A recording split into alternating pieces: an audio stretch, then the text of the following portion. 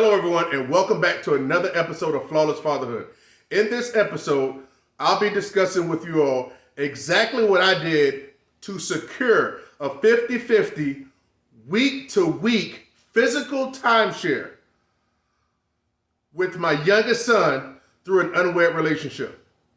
I want to be able to share this with you all because the purpose of me creating my new YouTube platform, Flawless Fatherhood, is to inform fathers how to maneuver and protect their future with their kids. So if you get any type of substance or value from this video, consider pressing like and subscribing to the program.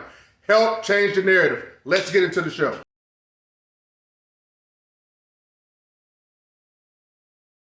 Okay, everyone, we're back. First, before we get going, I gotta ask something from you. Look at this guy, asking for something already. They're so damn needy. I know. Check it out, but hear me out. What I'm asking for you guys is to be open-minded. I need you to be open-minded. You're not gonna be able to receive this unconventional wisdom that I'm gonna be able to give you if you're closed-minded. Because I'm just going to be bringing the information in. It's going to be bouncing off your freaking head like a force field. I need you to be open-minded. I'm sharing my experiences to help not only you guys, but your future children that are coming up as well. Because the purpose of me creating this Flawless Fatherhood platform is to be able to inform current fathers and future fathers how to maneuver, because no one teaches fathers this. And for good reason, right? They know relationships are going to end. They know marriages are going to end. You know, the system promotes a marriage to promote divorce. That's right. Okay? Now understand, this information isn't for everybody, but it is for those who want it. Now, so understand that. Be open-minded. And I had to let you know some of my credentials to where I came out successful in a divorce and came out successful with a 50-50 timeshares, even in an unwed situation, 50-50 physical. So we have week on, week off, week on, week off with my youngest son that's currently 10 years old now. And I'll let you know how I made that happen. Okay, so we're focusing on my youngest son and how I did it through an unwed situation. I'm going to make an updated video speaking on how I handled it and how I became the primary residential parent through a divorce from 2020 to 2006. I'll let you do that here shortly so we can have an updated version of that video. All right, so here we go. Enough of the nonsense. Let's jump into it. My youngest son was born in 2013, okay? He was born, and on his born date, I'm going to have to be a little vague with you just because, just because of the sake of things. On his born date, I found out some information that was worthy of me letting the relationship go. I'll just leave it at that. Fill it in how you want to fill it in, okay? So, but here it is. I've already been through a divorce. I've already possessed my kids one time before, so I got to think big picture, okay? I'm not in the business of sitting there here screwing myself. I had to figure out, well, how are you going to maneuver? How are you going to do this? This relationship is worth leaving, but I'm talking to myself, if you leave now, you're going to catch hell trying to get this child an adequate amount of time, considering the child's young, he's getting breastfed, he's at his youngest point in time to where he needs to be around the nurture be nurtured by the mom. So upon I'm talking to the mother and in the hospital, they stay like 2 or 3 days nowadays. And we discussed how we're going to move forward. I had plenty of time to think about this. I thought about this for probably 48, 72 hours. We came to understanding that I was going to allow her an opportunity to fix things. All right. This is a long play. You got to understand, this is a long play. A lot of you guys aren't in the business of the long play. Nothing's going to happen overnight. So what I did was we came to an agreement. I said, okay, I'll allow you to work on things or whatever. We can work on things. We allow you a chance to fix things, okay, because she expressed she wanted to fix things. Okay, all right, cool. Now, I'm going to keep it a buck with you. I was already like, this ain't going to work. But I ain't finna cut off my, what they say, cut off my spite your own face. No, I'm not doing that, okay? So I have to, hey, guess what? I put in the work to get a child. Guess what? Put in the work to secure my time, okay? So, but fortunately for me, I was able to be in a situation where I had learned from a situation in divorce. So what I did was, before we left the hospital, I said, well, look, we lived in different places, okay? We actually lived like 9.5 minutes door to door at the time. So I was like, listen, well, outside of the baby will be at your house, these days, and my house these days. And I wrote it out on text. So really, she was kind of at my mercy in a sense, because she was in a position where she was asking to help, time to fix the relationship, whatever. So I used that to my advantage. We text and I say, hey, look, how about you had a child, how about, have them at your house Monday to Tuesday, I have them Wednesday, Thursday, Friday, Saturday we split, or whatever the case may be. And we alternated Sundays, basically. So my point was, I'm saying, she had them 4 days, I had them 3 days. The next week, I had them 4 days, and she had them 3 days. The only difference is we had them the same days, but we alternated Sundays. Now, here's the thing. It's not just about days, gentlemen. It's not just about days. As it pertains to the courts, and that's how they look at it as an overnights, okay? So a lot of people, they're like, oh, I see my kids every day. The court's going to look at it, well, how many times do you have your child overnight? Little to none. Well, guess what? A zero's going to go in there, And that's basically going to put you right on pace for having your child, Friday and Saturday nights every other weekend. So to me, we had already went through the situation. We had it wasn't on court paper. It wasn't on court paper, but it was on paper, on black and white, and we carried that along for well over 1.5 years. Because to be honest with you, I was like, hey, I'm just gotta make sure he get off the tit, right? You know what I'm saying? So I gotta make sure he get off. And a little bit past that. So that happened. We ran that schedule. We kept it going. We did stuff as a family unit because she has kids. I had 2 kids from a previous marriage. She had kids from a previous marriage.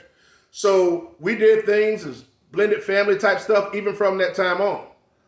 But to me, I was just securing my time and my routine with our child. Now, mind you, when we had this 50-50 physical timeshare schedule on paper. When I say on paper, it was like through text, okay? But I kept that. I kept that and I was able to print it out and present that as evidence to where it's been like this since he was born. So I knew that. She knew she knew it. Her family knew it. My family knew it. Daycare knew it. So here's the point. Here it is. He finally get into daycare. I'm guessing somewhere around about 4 to 5 months in daycare, maybe close to 6. I can't remember exactly. When you go into daycare, you have to sign in, right? You have to sign in, not with your hand, but with a code or whatever, your own personal code. I had a code. She had a code, whatever. Went in. So I had duties when it was my time, my day to keep them, my evening to keep them. I got them ready, took them to daycare, put them in the car seat, took them to daycare. If it was my day to pick them up, I'd go and pick them up in the car, bring the car seat in, sit it there, and then pick them back up and go, So here's the thing. What fathers have to learn is, but we've been programmed to go to work and make all the money. Oh, go to work and make all the money. But that's a mistake, because when you go to work and make all the money, you're just giving the mother all of the duties with the child. Now that may sound, hey, I'm the man, I'm the breadwinner. But in the courts, they look at it as like, hey, mom's taking everything with the kids. So if you're going to have to make the bread and help take care of the child. When I say help, you got to do just as much as the mom does as it pertains to daily activities. Long story short of it was very simple, guys. I created a schedule that we both agreed to on paper, that not just me and her, but our families agreed with. The daycare knew the 50-50 schedule. And when I dropped him off, picked him up, I dropped him off and picked up as much as she did. Actually, I dropped him off and picked up more than she did, because I never delegated my duties to my oldest son, as she delegated her duties to her oldest daughter, and they're the same age, because I just wasn't about that life, so as men, we have to make sure we walk a fine line. Obviously, women can do what they want to do. You know what I'm saying? That's just how the ball bounces, guys. But it was when our son was about 2 years old when something happened. When our son was in her care, and when we talked about it, and I told her, I said, hey, listen, I don't feel comfortable with a particular type of thing anymore. And she basically told me to go piss up a rope, you know what I'm saying, basically as far as I can say. So at that point in time, that's when I opened up a case against her to, one, is, to establish paternity, and two, to get a custody agreement, all right? I did those two things. Now, mind you, I hired an attorney, told my attorney the situation, laid out the groundwork. Because I was an active father and I was able to demonstrate these abilities, demonstrate how active I was in a day-to-day routine, and financially and physically, and overnights, I was able to basically be on the same level as the mom. But guys, when you've moved on and you're with a girlfriend and you're not having a child overnight, here's her responsibility, here's yours. Then you're probably not even paying child support when she get them when she's taking care of the majority of the time. So it's just more and more space you're creating. You know what I'm saying? And you're just not on level with the mom. When we alternated paying daycare every other week. It was my Friday, then it was her Friday. My Friday, her Friday. And you can get the statement, boom, you can see the whole credit card statements or bank card statements right there. And it will alternate. So look, you can't say that I wasn't active. I showed up to actual to activities at daycare, maybe Halloween or this or that, Easter, what it may be. I was always there. Okay. So listen, guys, it was really two things. Okay. It was three, actually. I created a schedule and we agreed to it, and I was able, and I actually performed and demonstrated being involved in my child's life and was able to keep him overnights at my place. Okay. So that's what the courts really look at. That's what they say they look at anyway. They'll look at it and say, well, we don't want to mess up what the child's been used to. So guess what? If you walk into court when the child's used to and already, been living with both parents equally, so what are you messing up? How can you just take the child away? See, and most fathers aren't going into it. Unwed fathers aren't going into it, that situation. They'll go see the kid every once in a while. They're not taking care of the responsibility with the child and as much as the mother, and having them overnights equally. Once I established that, and also here's another silver bullet too. So you got to stay away from restraining orders. Because guess what, guys? That's the silver bullet with women. You know what I'm saying? With mothers and, scorned mothers or people that they try to get an advantage. Listen, I've done the research on this. When I say I've done the research, I've just looked around enough. I feel that 7 to 8 out of 10 fathers, probably closer to 8, that don't have their children, at some point in time, they got a restraining order put on. At some point in time. And guess what? You can get a restraining order just for just texting something semi-aggressive or with a couple exclamation marks. I had already been through the system already. I didn't give her no reason to try to put a restraining order on me, but that didn't stop her from trying to, did it? Nope. Did it get approved? No. Thankfully for me, the judge knew better, or just she didn't bring up enough evidence to support her claim. Then once my attorney found out about it, my attorney started telling me that, hey, make sure you be careful around her and take a police escort around there whenever you're dropping off the kids and transfer. And that's what I did every single time. Opened up a court case against her.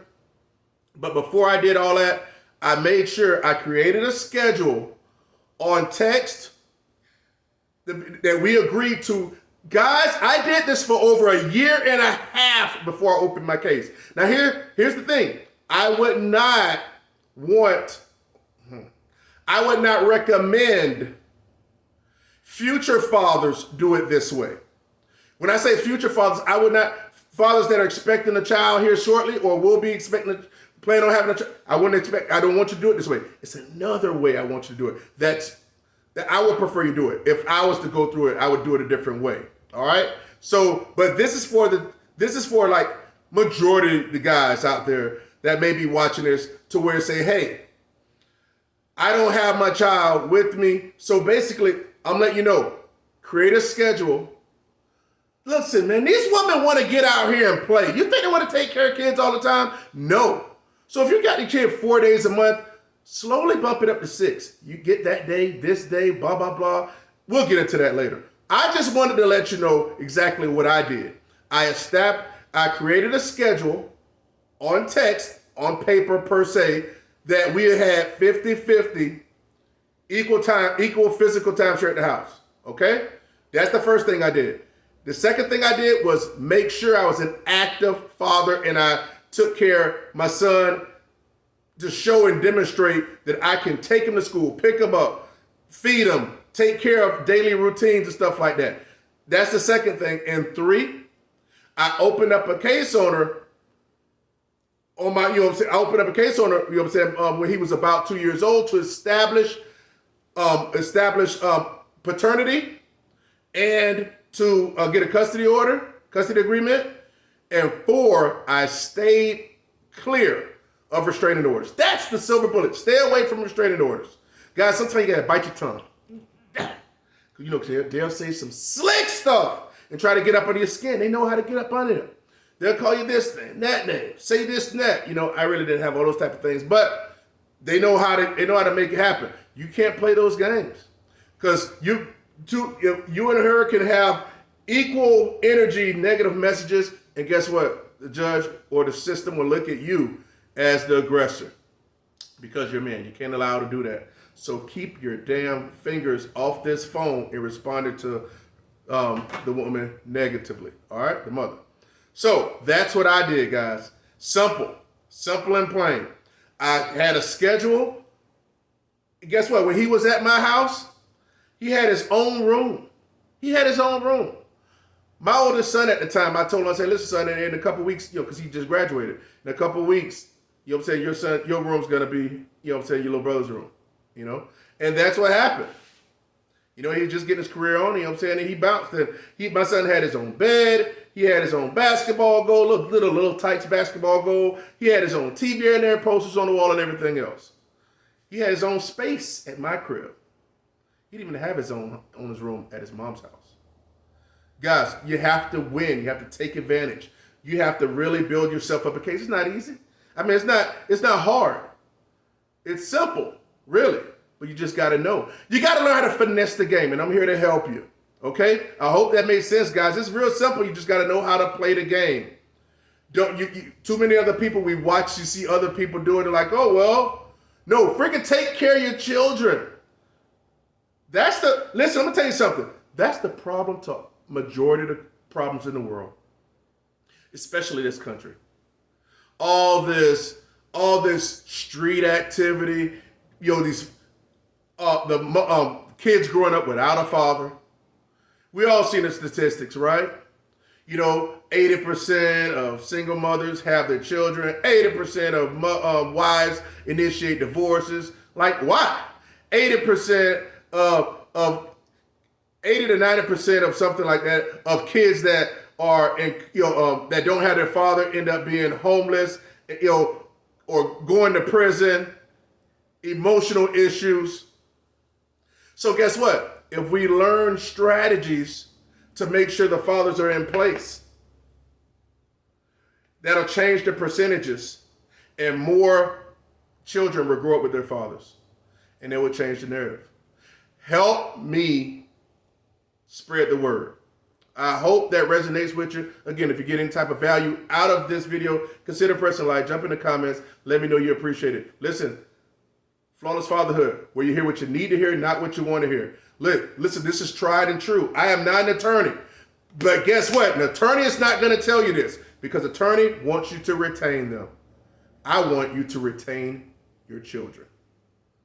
See you in the next episode. Flawless Fatherhood.